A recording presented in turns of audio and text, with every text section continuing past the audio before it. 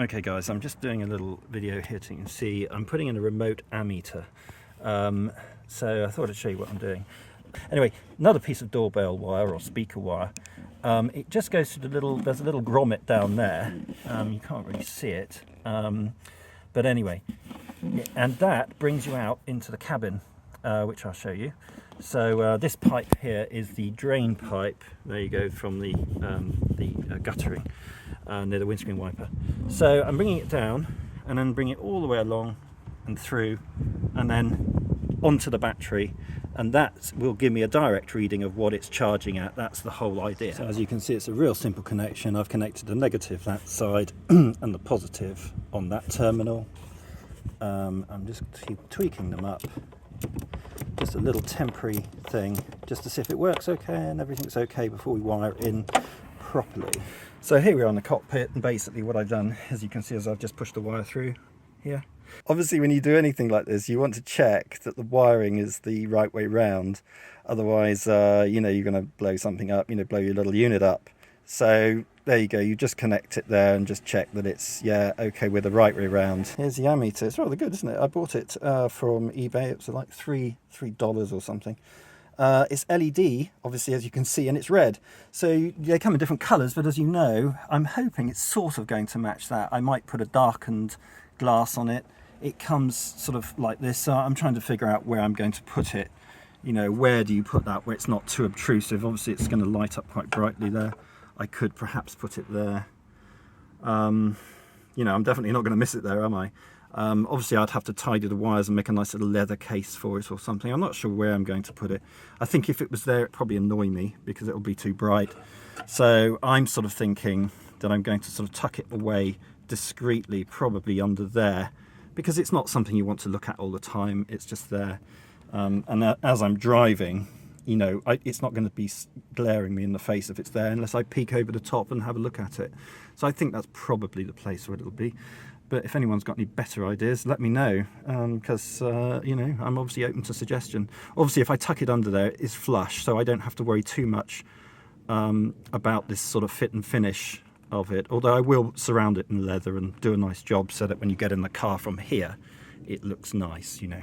So, as you can see, I'm just taping the wires together for now, just temporarily, just to make sure it works. This little unit actually comes with a black wire, which obviously goes to negative, and then a yellow and red wire, one of which powers the display and the other one which gives the voltage, rather unusually. So you connect those two together and then connect it up, and then off you go. So you get a reading like that, you see. Obviously, when it's if it's wired directly like this, of course, you are going to get a reading all the time. Obviously, you could wire it via a relay, so that when you turn the ignition on, it activates the relay, and the relay switches the you know, the unit on. Slightly more complicated. I'm kind of doing this for people that really are a little bit worried about getting too involved in electrics, but might want to know how well their battery is being monitored. Look, this is just a down and dirty way of getting a reading. You know, you guys will improve on it, I'm sure, as will I. That's all right. Thank you, Tom. So here we are dribbling along through a little village, and we are at 12.4. What we've noticed is interesting is you're going along and you pick up speed, the regulator actually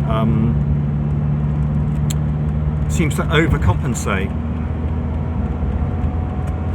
and the voltage actually drops. Look, now we're at 12.3 because the RPM is slightly higher.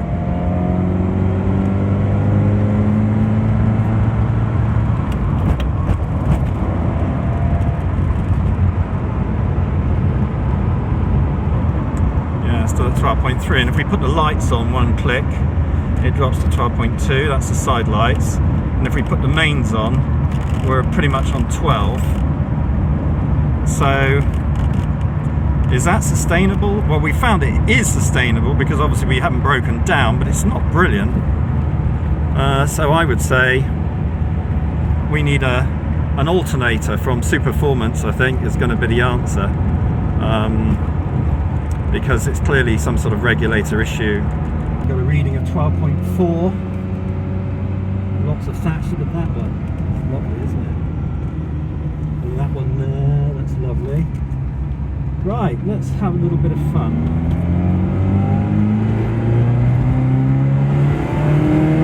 Oh, traffic. Okay, well, we'll brake early and we'll wait for them. Nothing behind us. We'll let them go. Nothing behind us. Still nothing behind us. Got 12.4. Okay, there's something there, so we better go.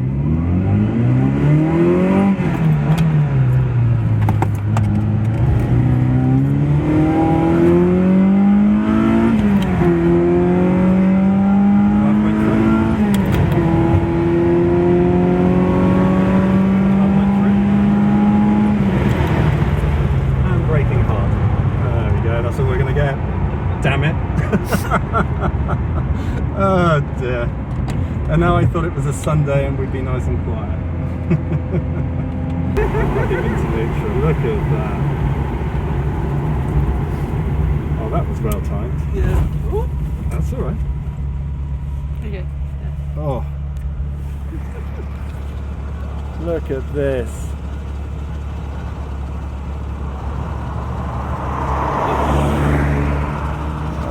Gorgeous. And choop, choop. Oh, thank you. That is beautiful.